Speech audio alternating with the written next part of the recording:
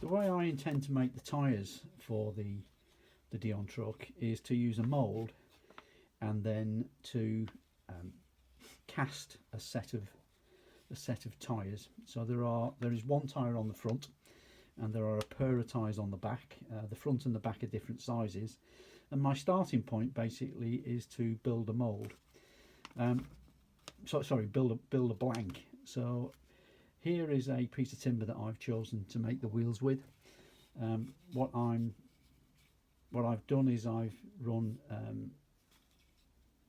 the grain in one way on the two outer sections, and it runs the other way to give it a little bit of additional strength on the other section. And what I intend to do now basically is to machine this and make a mould base around which I can actually pour the resin and cast the mould for making the tyre. So on my lathe I've done a little bit of wood turning. You can probably see the curved profile now of the tyre, so that bit is done. The next thing to do is to cut the required diameter. Just move this forward. What I've done is I've made this, let's see it there, I've made this cutting knife which I will plunge through the tyre so that I get the required internal diameter of the blank, and then there's a little bit of preparatory work to do after that. So I'm just going to go and cut that off now. Well, you can see that I've now cut it off. Here is in fact the blank which I'll be using to make the tyres.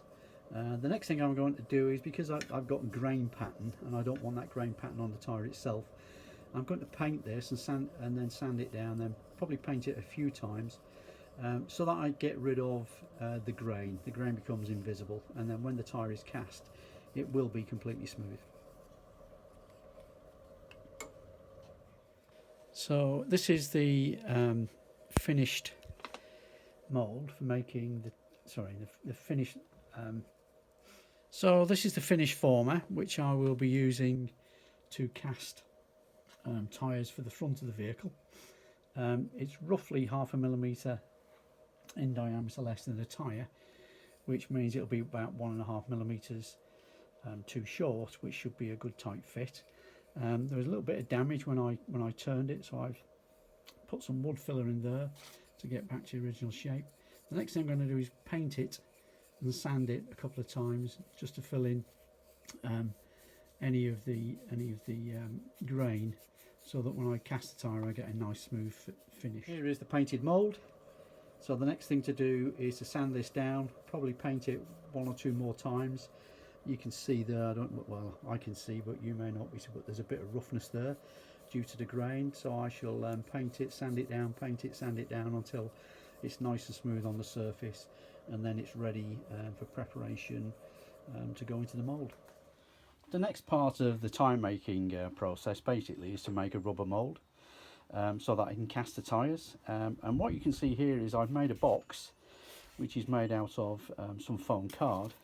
As you can see, the bottom is same card. Then I've poured a moulding material in there, which it's a 2-part material that you mix up, and then I've dropped the tyre in it.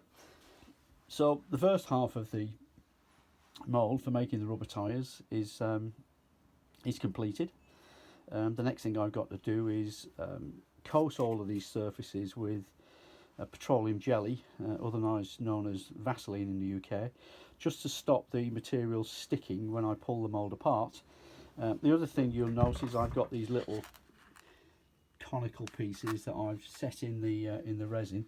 They basically are to ensure that when you put the 2 parts of the mould together, they actually align properly, and they're not kind of out of kilter, which would mean you get a very poor mould or very poor rubber tyre when you put the mould together. So they're locating pins to ensure you get a good result. The next thing I have to do is to pour the upper part of the mould. So I'm going to get on and start coating all of this with Vaseline, petroleum jelly, and then I shall mix the material and cast the upper part of the mould. What I've done now is I've separated both of the moulds, so you can see the the two halves which go together to make the component that I've moulded. So the next step, really, having these, is to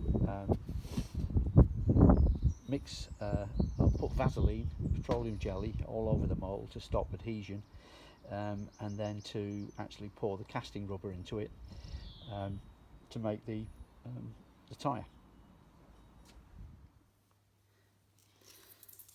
So it's back to moulds. Now, sadly, the moulds that I made previously, which were black, did not cast a very good tyre.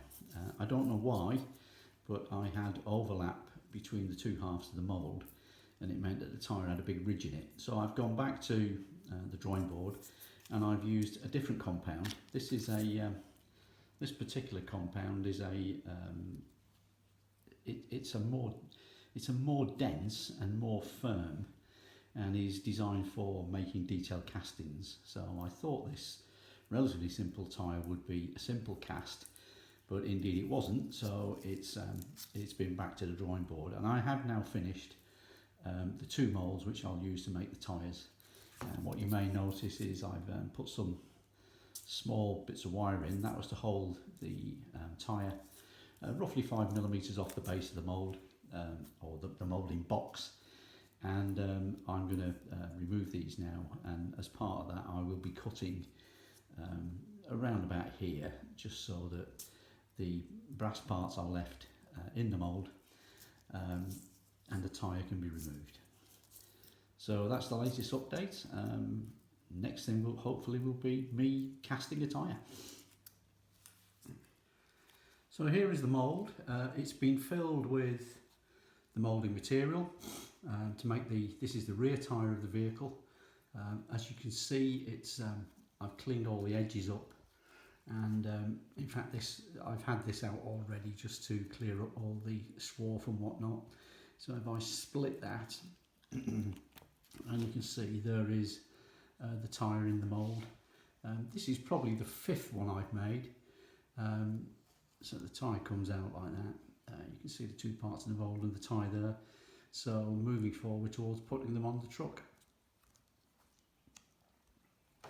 And here, as you can see, are two of the tyres that I made, fitted on the rear of the Dion Truck. You can probably just see the two on the other side as well.